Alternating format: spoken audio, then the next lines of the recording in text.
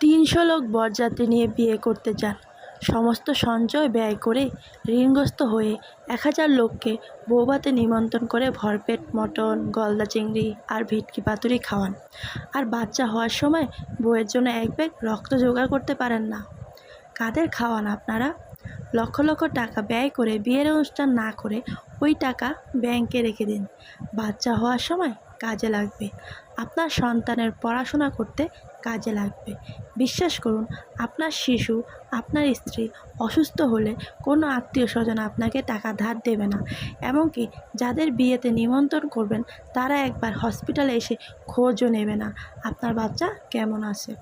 আপনার সন্তানের school, college, কোচিংয়ে যখন মোটা অর্থ প্রয়োজন হবে তখন কেউ আপনাকে সাহায্য করবে না। আপনার বাবা মা অসুস্থ হলে হসপিটালে নিয়ে যাওয়ার জন্য যাদের খুঁজে পান না, তো সেই বাবা মার শ্রাদ্ধ অনুষ্ঠানে লক্ষ লক্ষ টাকা খরচ করে কাদের খাওয়াবে? বাবা মার শ্রাদ্ধ অনুষ্ঠানে যে লক্ষ লক্ষ টাকা ব্যয় করার ইচ্ছা আছে আপনার, এখন বরং সেই টাকাটা ব্যয় করে বাবা মাকে খাওয়ান, তাদের চিকিৎসা করান। সেই টাকা ব্যয় করে বাবা মাকে তীর্থ দর্শন করান। সেই টাকা ব্যয় করে বাবা মার অপূর্ণ ইচ্ছা পূরণ করুন। সেই টাকা ব্যয় করে বাবা মার যত্ন নিন।